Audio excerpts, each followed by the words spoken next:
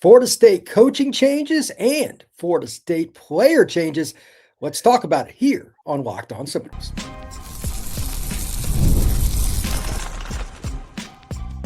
You are Locked On Seminoles, your daily podcast on the Florida State Seminoles. Part of the Locked On Podcast Network, your team every day. Welcome back to Locked On Seminoles. I am your host, Brian Smith, along with my buddy Jeremy, Rock and Noel. We are here to talk about Florida State football, and this is going to be a rather interesting podcast with players coming and going and coaches coming and going. And thank you to everybody for showing up once again and becoming a subscriber, a everydayer here on the Locked On Podcast Network, the number one network in the land. Today's show is brought to you by our friends over at FanDuel. If you want to be right in the middle of the action this season, visit FanDuel.com and place your live NFL bets all season long.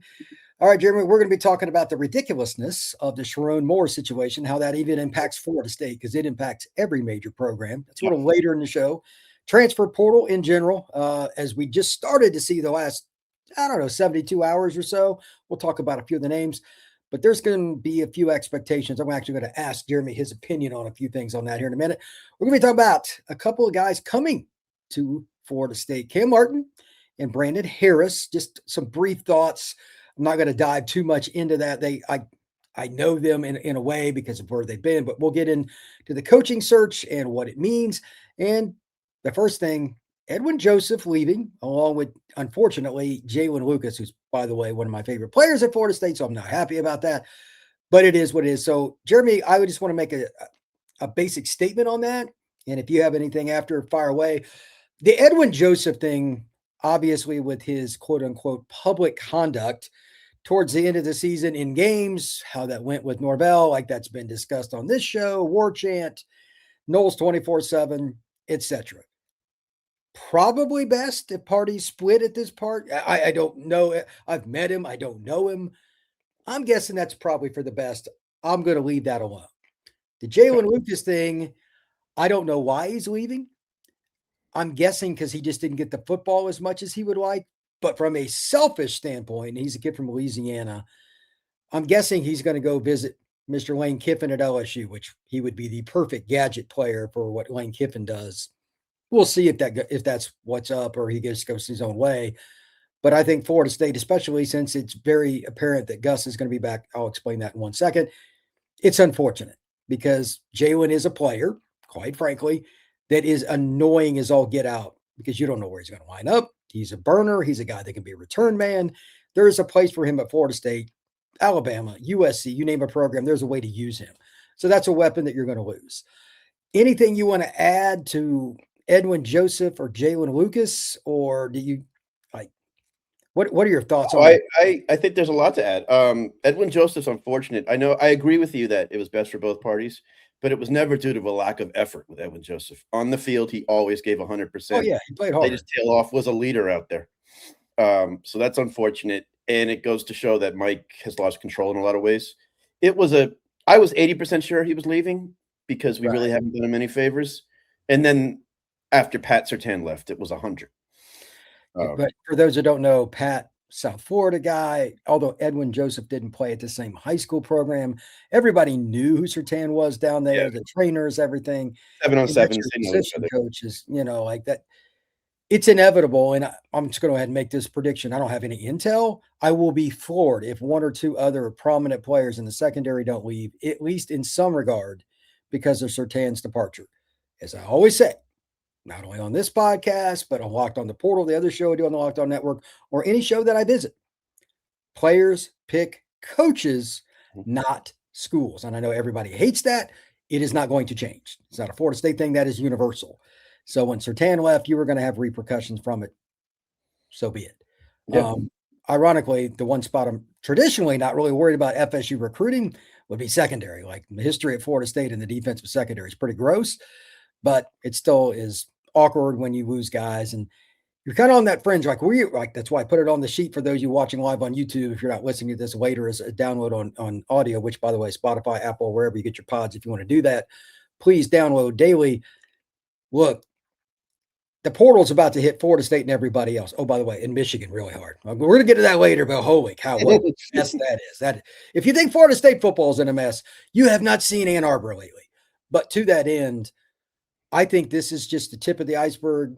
I'm going to go with my guesstimate. I'll put you on the spot here, Jeremy. 15 to 20 guys will leave. 15 to 20 guys will come in. And part of that is because there's been maybe a little bit more of a shakeup on the assistant staff than I thought there would be because, again, Surtain was not only a good coach, he's a South Florida coach, former NFL player. He's a legacy guy in so many ways to the NFL and the DB world, and his kid's one of the most famous players in the world right now. Like all of that, and you fired him. There are going to be repercussions from that. And I don't know what the backstory is. I have no idea. I don't know Mr. Surtain. I don't even care. Well, like that's going to have some repercussions. Yeah, of course. Back to Jaylen Lucas real quick. I think that's huge. I don't think you beat Alabama without him in that game. He was such a factor in that game. You mentioned Lane Kiffin and him. I would not be shocked if he goes back to Indiana. Kurt Cignetti could use him. Oh my gosh! History there. So Cignetti there changes the ball game probably a lot because that guy can coach. I mean, you can say you may not like his personality or whatever. He's one of those guys that's like, look, X's and O's, yeah. And we're learning now that these kids aren't really going in. I'm sorry, young men are not going in the portal as blindly as you think. Oh, no. They have representation that are saying to them, I can get you X here. Right. This school wants you. Right. So that's why it used to be they were entering the portal and then taking their chances. That's not the case anymore. No, the kids that do that are the ones that just don't have many options where they're at, and they got no other choice but to hit the portal, and whatever happens, happens. But kids at Florida State, that's pretty rare. Let me hit the comment section as we continue on here. This to a certain degree. Eric Morse 85 says Edwin Joseph in the portal stings. I mean, he's a good player. I don't know how that'll work out, but I agree. He also says Nick Williams come to coach the ends. Nick is somebody I talked about already. I'm high on that. He's a younger coach, but he's from Bainbridge, like that's South Georgia. I think that's the same town Kirby's from. He played at Georgia, then he played at North Alabama to finish his career. He's a pretty good recruiter. He was just at Syracuse. I'm all in on that. If you're going to go for a younger guy, Florida State needs a recruiter at defensive ends coach because that's such a massive spot just in general. And like they're so short on pure pass rushing ends. I'm down with it. I know that Jeremy likes it too, but like I do. You got something to comment on? Fire away, brother. And technique and ability too. We were so lacking fundamentally at that position this year as well. Oh God, couldn't set the edge. We couldn't get after it. We need a guy to teach technique again and get after it. So I think he will do that, and just have a little youth on the staff. I think it's a good move. Point. I hadn't really thought about that. That's true. Yeah. It's nice to have a blend. Like Gus is an elder statesman. That's fine. You need to have somebody that's 35 or whatever as well, or even younger. That having a balance for players to go to people at different levels of their life, for not just football but for life skills, is a good thing. I find that the older coaches get in their career, the more they hire just the old heads. Coaches don't like going outside their comfort zone. They don't. Yeah, Jimbo did that. Mike is doing that now. And the coaches get older with them. Yeah. So you need a little influx every now and then. Yeah, I tend to agree, Jeremy. I think it's pretty difficult for some guys to get outside their comfort zone. Yeah. It drives me nuts, but it's been that way my entire life. This isn't like a new phenomenon. Oh, and I'm going to steal your line. Coaches are the most stubborn people ever. Oh, they are. I deal with them all the time. I know. What is interesting is if we're still a 3D lineman front, we have two coaches now for that. Plus, so maybe Pot Roast specifically. Still, like for four guys, you've got two coaches. You better be able to recruit. Yeah, and Odell still helps out with which is good. Yeah, that's a legend. Like if he didn't, I'd be disappointed. But I just think he enjoys being around the guys. So it's a win-win for all parts involved. Yeah. I'm cool with that. Yeah, when we come back, we're going to transition to the coaching search. They've got a couple guys. Is it a good thing? And what else does it mean about who is not leaving Florida State? That is next right here on Locked On Seminoles. Today's show is brought to you by Aura Frames. The holidays are officially here, which means gift hunting season is on. And if you want something meaningful, personal, and guaranteed to get reaction, Aura Frames is the gift that delivers every time. It's not just something that you wrap. It's a way to share memories because Aura isn't your average picture frame. You can pretend or preload the frame and get the photos in them before you even gift it to whoever you're sending it to. So when they plug it in, the memories are already there. No apps to figure out. There's nothing confusing, no headaches, just instant smiles. So whether it's your grandparents, that they're going to get pictures of the grandkids, or whether it's your dog, or whether it's something like that for your mother, for your wife, or Aura Frames is going to have something for you. You just match it however you want with the photos you again are going to load in advance. There's no headache to do it. It's very, very simple. For a limited time, save on the perfect gift by visiting auraframes.com. That's AURA frames.com to get 35 bucks off Aura's best-selling Carver matte frames, #1 by Wirecutter. Use code college at checkout. That's auraframes.com, promo code college. Deal is exclusive to listeners and frames that sell out fast, so order yours now to get it in time for the holidays. Support the show by mentioning us at checkout. Terms and conditions apply. Thank you once again for making Locked On Seminoles your first listen each and every day. I truly appreciate you stopping in to get this right here every day when you have the opportunity, because quite honestly, this is how I make my living and I enjoy it. So with that, make sure that you not only hit the like, subscribe, we also have the Everydayer Club now. So if you want to take it to the next level, just join the Everydayer Club by going down to the show description. We've got a link in there. You just type in the URL and it's pretty simple. Basically, the #1 thing, you don't have to deal with ads. $5 a month or $50 a year. And we also have a Discord server that's getting ready to start up, and all that is fun. I'm going to be on there on the college football Discord, just talking football in general. Probably going to be a lot of different things in there, any sport you want. But again, for $5 a month, it's a great deal. Let's talk a little bit about something that I know my buddy Jeremy and I discussed quite a bit. We text and whatnot, the coaching search. We've got a couple of guys joining, Cam Martin, and we also have Brandon Harris. Both of these guys have connections to the staff already, meaning Gus Malzahn, and Coach Harris, his brother, Tim, is his brother. So that's a unique connection anyway. That's kind of cool for them to get a coach together. Cam Martin, he was a player at Auburn. He's somebody that Gus knew then. He's coached for him. Harris is somebody that he knows too. So it's obvious now, one of the questions that I brought up recently, I wonder if Gus is coming back now. What do you think, Jeremy? Is there any chance that he's not? No, I'm sorry. He's coming back, whether you like it or not. Yeah, because he's you're coming not back. you're not going to approve both those hires unless he's coming back. Correct. Gus Malzahn is they don't have to publish that statement now, barring an unforeseen offer out of the blue that they haven't received yet. That would be the one caveat. You're open to just the thoughts. #1, let's start with Gus coming back. What do you think about that? Like, dislike, positive, whatever you want to throw out, Jeremy. What do you think about that? I'm going to try to be objective, because when I'm so over the head coach, to me, who's below him really doesn't excite me as much. But I think we saw what we're going to see out of Gus this year. He was. I mean, I don't go by the Alabama game anymore because you had all offseason to get ready for that game. When the film got out on us last year, we were very stale. So he relies on gimmicks way more than I even thought he would this year. Now, I would love to find out the backstory of why he didn't have a bell cow this year, which is his bread and butter, which is what he said at his opening press conference. And we never had that. And I would love to find out why.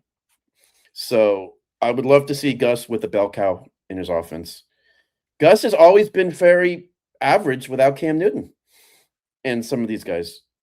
I gave him a little more credit than I should have before the year. So 2017, they had a great offense. They had Petway and some of those guys at Auburn, but that was a weird deal. And they got rolling. But and the Nick Marshall year that he 2013, they won every game that was close and all that, but they should have beat Florida State in the national title game, to be honest. They outplayed him for 90% of the game. He's difficult on big game. Like, he was always a great big game coach, but they would lose to somebody you're like, what are you doing? And that's been the case at Florida State too. He was the master of somehow saving his job by beating Nick Saban. He beat him 3 times and probably that saved his job 3 times. So Saban I give hated playing against him. And it all depends on who your quarterback is and who your offensive line is. If we're running it back with Tommy, which could happen, I have zero excitement. And I don't dislike Tommy. I just don't think it really moves the needle. I agree. I'd like to see a quarterback who can sit back and throw a little bit more than Tommy. That's why your Colton Joseph suggestion I really liked. I think Gus can work with a passer, and so we'll see. I know I kind of answered it two different ways, but yeah, Gus didn't really excite me coming back. I'll be honest. Man. How do you feel about it? Well, I mean, I've said it before. I'll say it again. Mm. I'm okay with the offense in general, but there's two parts to it that usually Gus doesn't want to hear. He wants to run the quarterback a lot. How many quarterbacks has Gus had since the Cam Newton year where the quarterback didn't get hurt? 2013 with Marshall. Mhm. He wasn't a big guy. They got really lucky. After that, everybody's been banged up at some point, and like Tommy wasn't healthy from game 2 on. Correct. Jared Stidham had issues. Yeah, that's what I mean. Like you just can't do it in today's world. Like Daniel Lyons at Florida State, let's use him as he's 295, 300. That's a big dude. He's not even close to Florida State's biggest defensive lineman. You can't be getting hit by guys like that and survive when you're 195. Right. And the season is much longer now. Yeah, that's if what I mean. you want to make a run to the national title, you have to factor in 4 or 5 more games. That's why I think we're seeing more teams not run the court. Like in the Ohio State-Michigan game, Julian Sain's a decent athlete. How many runs did he have? Not very many. How many did he have against Indiana? Like none. Yeah. Is that coincidence? But no. It's because they're trying to make a run. And it's smart. We talked about it before the year, Brian. Right. Being smart with Tommy, and we called it a pitch count with him. Yep. If you can run him 4 or 5 times, it's one thing, but they like for his offense to work, it's like 15.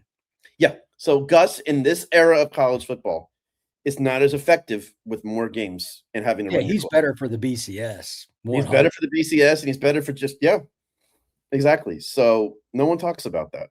Yeah, it's part of it. Let's see what we got here. Champs 998. Offensive staff is set. Now there will not be any more changes. Now, let me throw out something. Based on yesterday's news at Michigan, I'm a little jaded to say there won't be any more changes anywhere because that is still one of the wildest things ever. By the way, I was at a Dick's Sporting Goods when it happened. My buddy calls me and he jacks with me once in a while. He says, Sharon Moore just got fired. I'm like, yeah, right. He goes, no, I'm serious. I'm like, wait, what? People around because I was how loud I got that people were looking at me like, what the hell is this guy doing? It was like, you got to be kidding me. So anything can happen in college football. Yesterday was proof of that. There were rumblings, though. There were rumblings 2 weeks ago. Well, that's the thing. I'm going to get into that at the end of the show. I'm going to take many shots at the Michigan Wolverines because it's ridiculous. And they're unfortunately deserved. It's not good for me, you, or anybody. No. Because they handled that so poorly on multiple levels, including the media. But that's just part of it. Richard, what's going on, man? I am worried about Sperry leaving. That's an interesting one.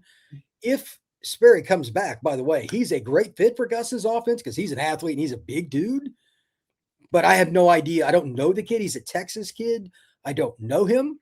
Maybe he's the guy that ends up being the dude. If Tommy doesn't come back, it might be their best option. I don't know. But they do need to bring in my opinion, a veteran at minimum from the portal I don't know. I don't want to sound jaded or mean.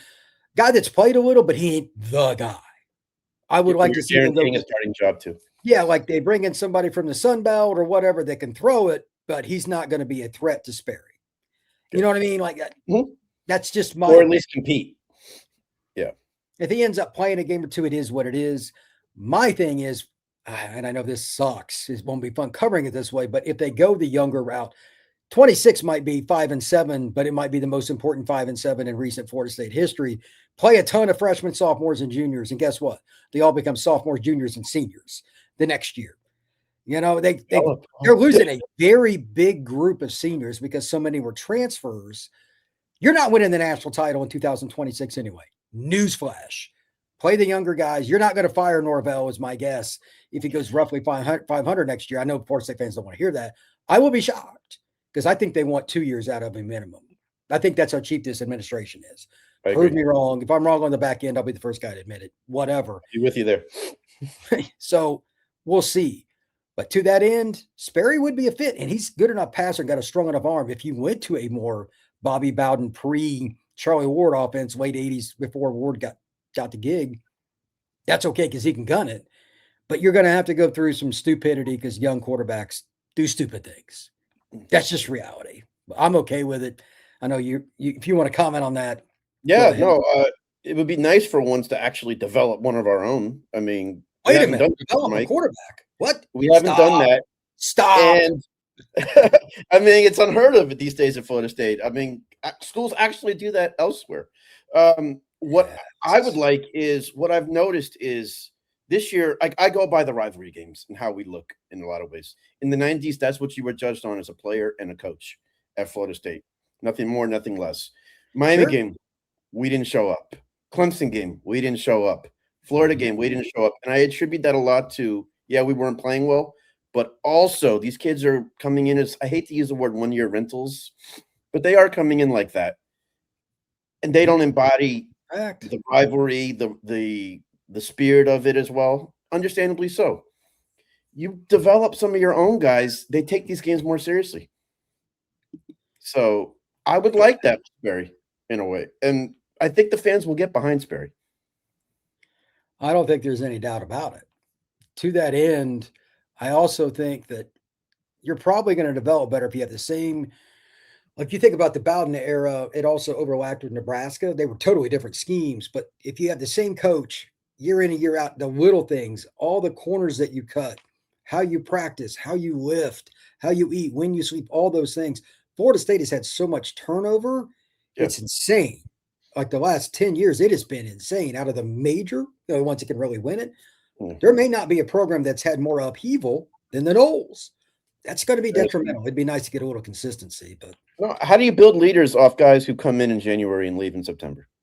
How do you build a culture? You can't. It's not, especially with Mike, who is failing in that regard now. 100%. So, in the beginning, we thought it worked out because we were getting guys for multiple years. Mike we thought building a culture and that they would come in and just out of it. And that's not the case, especially the last 2 years. So you have to build from within and encourage guys to stay in that regard. Yeah, I agree with it, but just for the record, Harris is going to be DB coach, corner coach, kind of replaces Surtain. He does have South Florida ties, FAU coach, and then last season UCF coach. He is, again, Tim Harris Jr.'s younger brother. Their dad is Ice Harris, famous coach at Booker T. Washington, great guy down in Miami. So that's part of the replacement, but he's a young guy. I don't know much about him. As the saying goes, I'll just learn on the go. I'll learn through osmosis and listening to War Chant and everybody else, Tallahassee Democrat, all the people that have daily we're going to hear things, but he's going to get his shot. Cam Martin, that's an interesting one. He's a running backs coach. He played at Auburn. He's been around the SEC. He's been around the Big 12. The guy that was UCF, he knows Gus. He knows what it looks like because he's been in the SEC. That's helpful. I don't remember much about him as a recruiter, but he's a nice guy. I don't think it'll be a problem for him to adjust. We'll see. But again, the biggest thing for me with these two, it is flat out, no doubt, Gus is going to be here barring something very unforeseen. So when we come back, I want to talk transfer portal, a little more specific about what they need, what they don't need. Who can Florida State not afford to lose? Is there any loose ends besides the obvious, like a Chroma or something like that? Can they keep Duce Robinson? There's been a little discussion about that on some of the sites. That is next here on Locked on Seminoles. Today's show is brought to you by FanDuel. NFL Sundays move fast, one big play, and suddenly everything feels different. That's what makes live betting with FanDuel so exciting. You're not just watching the football game. You're reacting to the football game in real time. With FanDuel, you can place bets as the action unfolds, whether it's second quarter, third quarter, whenever it happens. That's up to you. Every drive, every momentum swing, every highlight moment, you can make your own bets as they go. Live betting is best when the game starts to shift. That receiver gets hot, makes 3 catches in a drive. Maybe it's a one-handed grab in the end zone. A defense tightens up and gets a pick. Whatever it is, FanDuel lets you jump in on the moment, whenever that may be. Live spreads are going to adjust based on what's going on the field, a quarterback, or anything else. And that includes player props with FanDuel. So if you want to be right in the middle of the action this season, visit FanDuel.com. Place your NFL live bets all season long. FanDuel, the game moves fast, and so can you. Thank you once again for making Locked on Seminoles your first listen each and every day. Please like and subscribe. Jeremy, let's talk a little bit about the opportunity for Florida State to maximize on the transfer portal. Let me say something that is almost never going to come out of my mouth because I know numbers matter and balance matters. Duce Robinson cures a lot of ills, and he's not a portal guy, but in a way he is. And this allow me to lump this in. I want your take. If they somehow finagle keeping him, that changes your offense exponentially, whether it's Tommy. Hell, my mom's dog could be the quarterback. He had over 1,000 yards receiving in an offense that was broken sometimes and awesome others. Like it was just, you never knew what you were getting with Florida State's offense. Let's be honest. And he had over 1,000 yards and he was banged up part of the time. He would play through injuries. We'd see him on the sideline nursing something and he'd try to get back. He loves football. Yeah. And he's a kid that's already got a lot of money in his pocket and he's playing that way. That's a good sign. He's well taken care of. His dad played at Florida State and all that. He grew up in Noles, blah, blah, blah, blah, blah. Having stated all of that, there's rumor that he might come back. I saw it first on Noles 24/7, maybe War Chant report. I don't know which one reported first, but whatever. They all report the same stuff for the most part. And that one I did a double take. I'm like, what? I thought for sure. Yeah. Like he's at worst a third round pick, right? Like I've done this a long time. Like maybe he's the combine where I think he would be incredible there. Here's the other thing. Next year's draft, Cam Coleman and Jeremiah Smith are going to be in it. I'm not sure why you would want to go into that draft. Yeah. But I'm not the one making the decision. Right. And Ryan Williams next year. Ryan Williams regressed this year, but you're still right. Like his Ryan, I know Ryan, when he goes and puts his hand in the dirt and they test him and he hits 4.3, it's going to work out well for him. But he's someone I would have above Duce Robinson right now.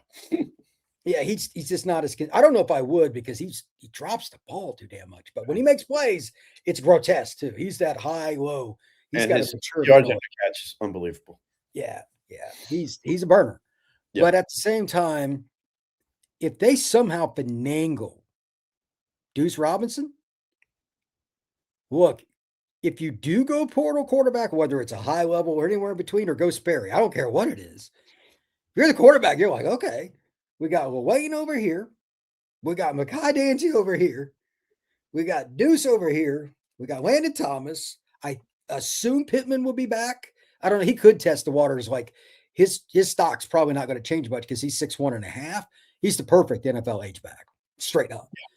But if he comes back, and then you got Chroma, Cam Davis, you got the running back. They got Amari, whatever. Like they're going to be fine at running back. I'm not worried about running. And then maybe they bring in one portal guy for support, but like Singleton, like they're good.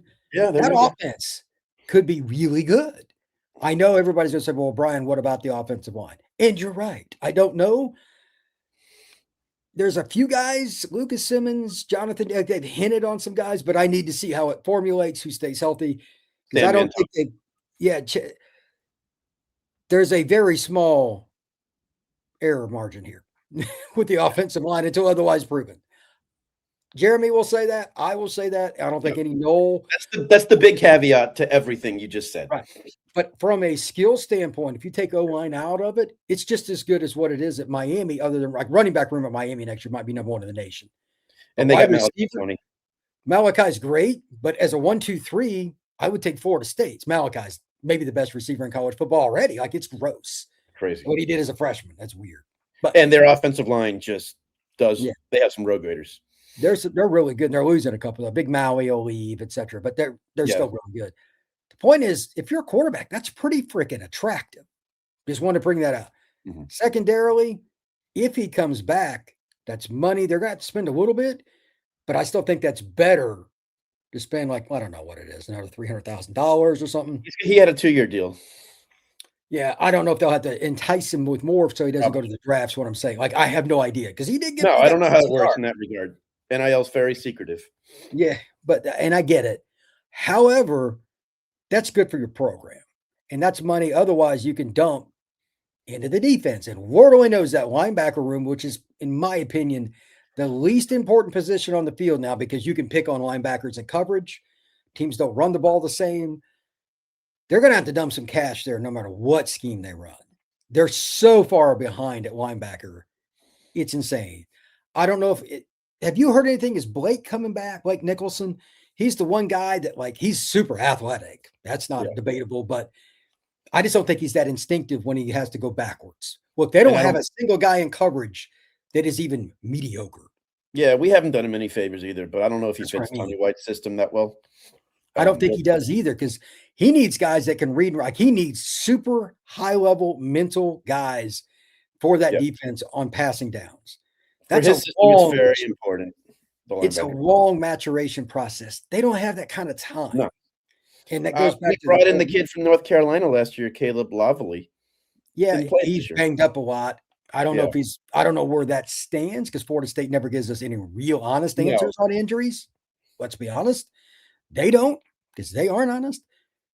They got to have 3, I would imagine. That's not going to be cheap. So I don't. For Blake, it might be a mutual parting at that regard. Possible.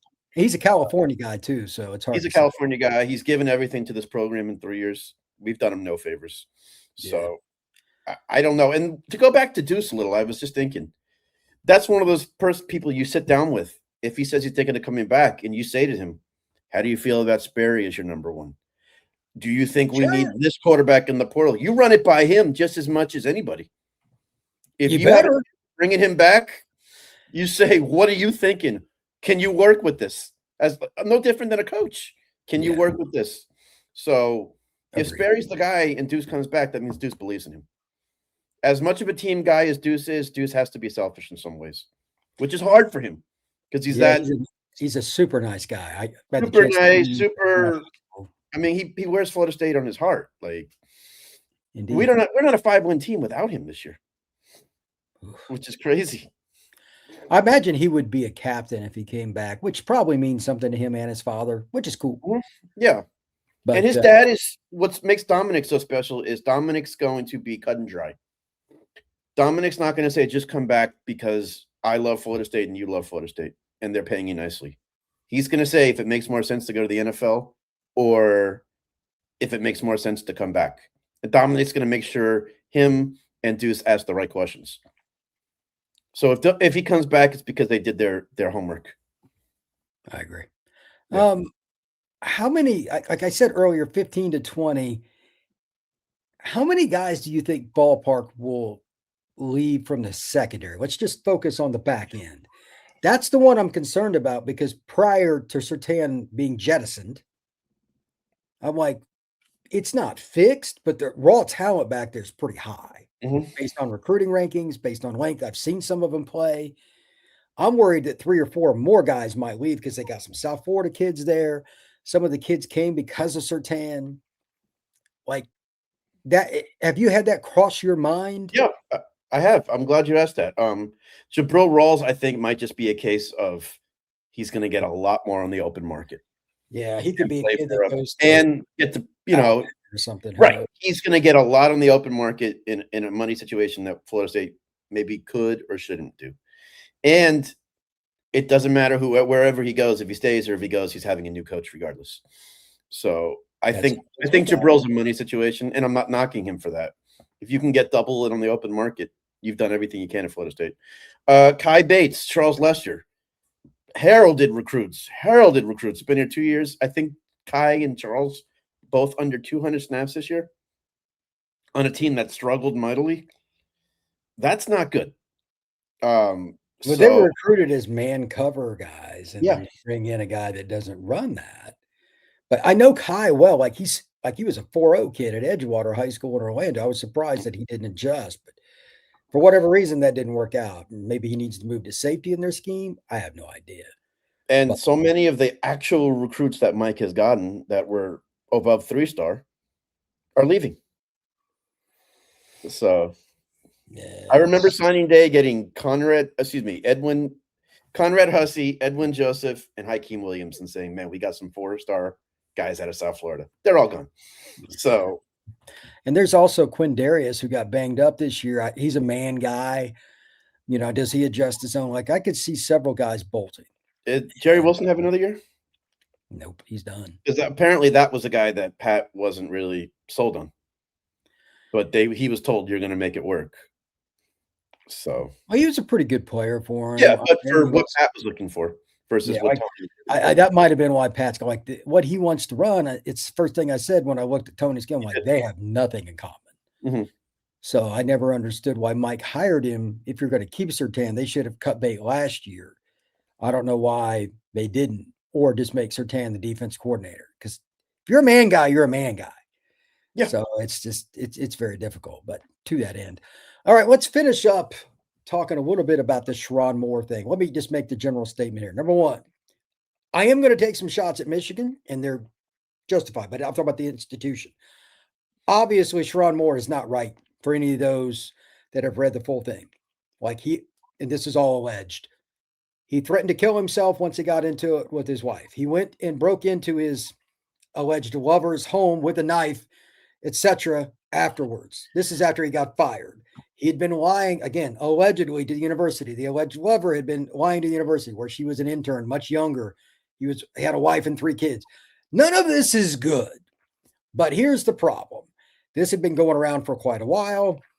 And if you want to believe the Michigan media,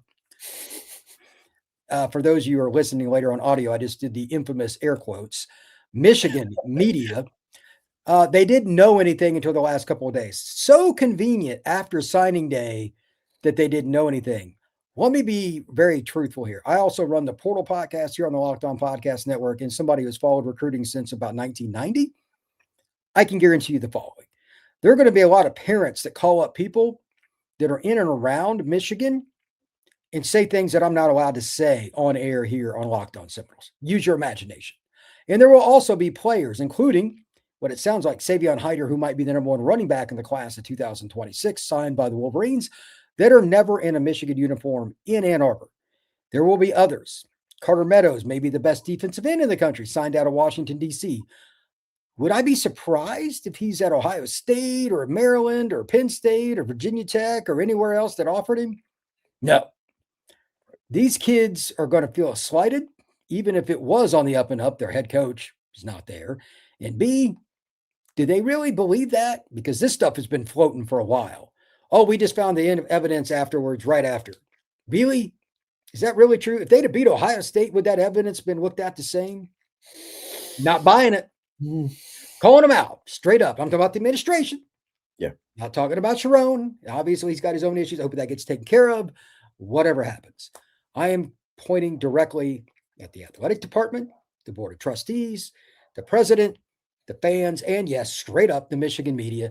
None of them would report anything other than it's just rumor. Really?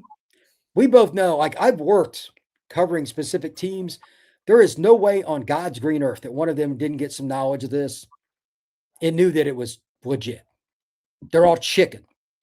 Period. Yeah. Now, some of them maybe not have got it. I'm just talking about there are some in the Michigan media that bold-faced lied. 100%.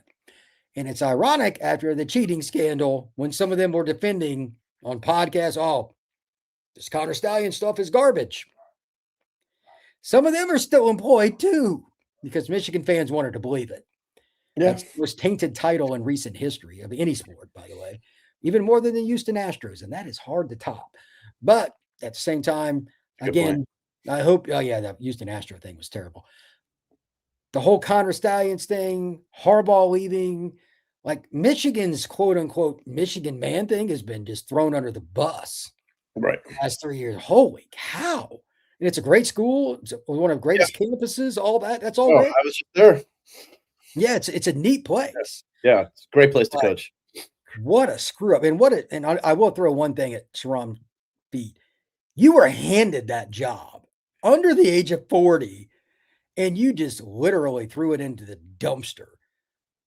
His name is Sherrone, but how about just call him Moron for right now? Because that is Moron. Handed the job, and you have all you got to do is just drive the car there.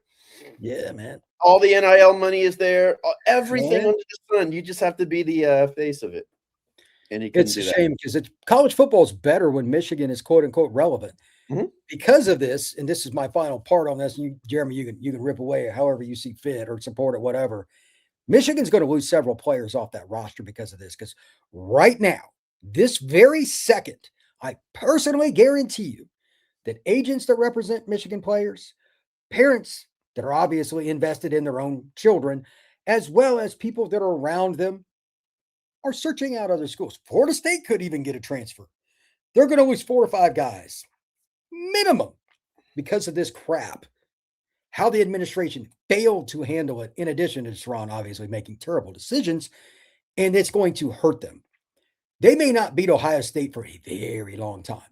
That's weird how that series flip-flops, like very hard right or very hard left, and it's just they're not going to beat anybody very good for a little while because, in my opinion, barring something very unforeseen, nobody's going to want to take that over. They're not going to trust the AD is going to be there. They're not going to trust the president.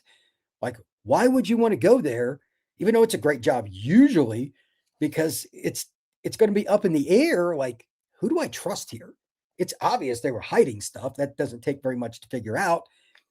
And they're going to be losing players. Like Hyder, the running back I mentioned, it's already talked about, like Michigan, probably going to lose him. That guy's a dude. Like I covered him at the Under Armour game last year. That's a freaky athlete.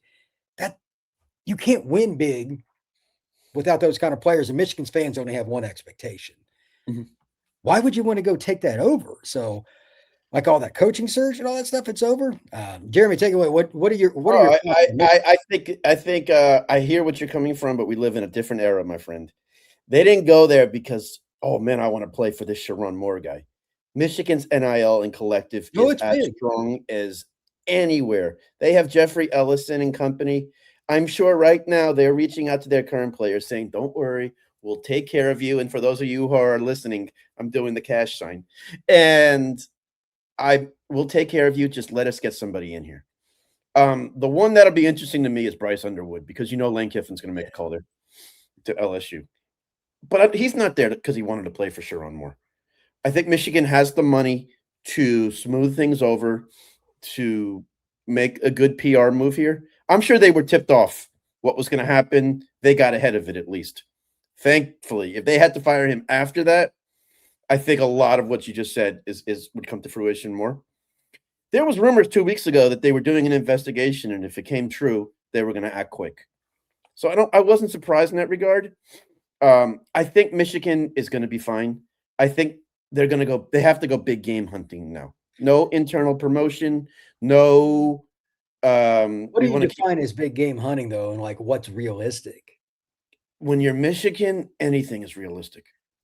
They have the money to go after anybody. All these coaches make a lot of money, though. Like Sherrone Moore is making $5.5 million as a guy who'd never even been like a coordinator. Yeah, I agree. But Michigan can double that if they want. That's what I mean. But like, who's going to take? Like, they're talking on their board what they're going to get DeBoer. The thing that holds them back from DeBoer is a playoff run now. Yeah, like the timing is really bad to get. Timing's horrible. Would he be interested? You bet. Matt Campbell, I'm sure he's happy at Penn State right now, but I'm sure part of him is banging his head in his desk there saying, by 1 week, I could have been at Michigan. Because for those that don't know, Matt's allegedly a Michigan fan. Right. So that would have been a great hire, good PR guy. Trust me, Michigan has every avenue open to them now.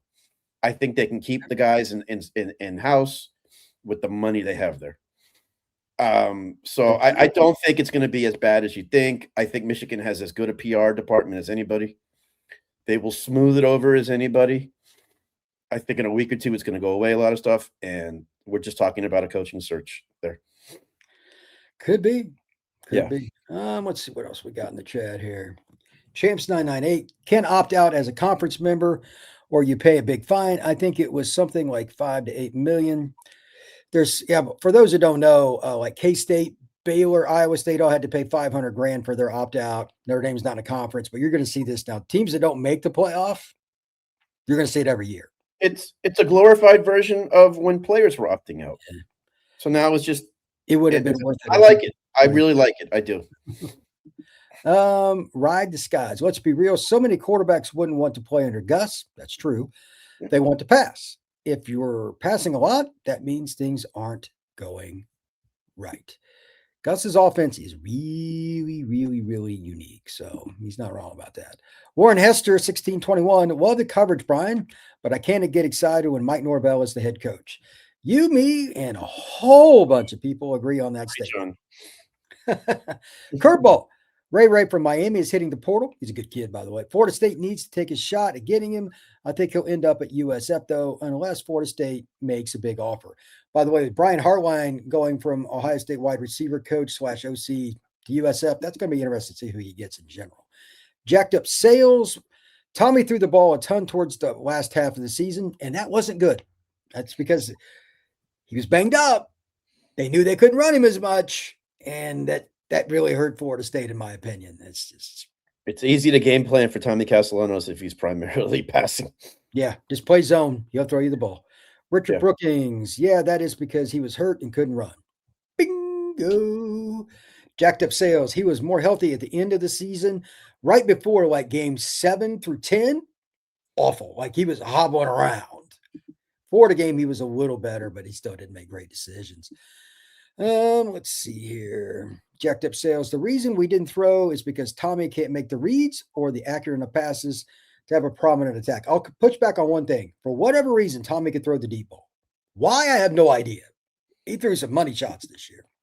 Ride the skies. Tommy is lucky if he can ever see over the line. He's about 5'10". So that's true. Let's see. I wish Jordan didn't have to panic against the FCS team. Ruined his career.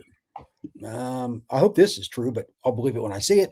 Champs 998, Rawls is staying at Florida State. Based on what exact data point? I would love to know that. If it's true, it'd be great. Richard Brookings, yeah, that injury was probably worse than what they said. I believe he is already out of pro ball. He is. Maybe he should bring him back as quarterback coach. It's actually not a terrible idea. Oh, this is hilarious. Great. 52. Mike Norvell is at Michigan, man. We'll set up the package. Michigan Mike. We'll send him north just for you, Michigan fans. Hire Big Pimpin' Coach O. That'd be hilarious. Coach O. It's terrible at Michigan. Oh, my God. Yeah. Davion Wallace in the portal. Oh, interesting. And Terrence Montford. Let's see. Who's the offensive player that needs to make the biggest jump? What do you think there? That's a great question. Probably one of the offensive tackles, to be honest. It has to be a D lineman.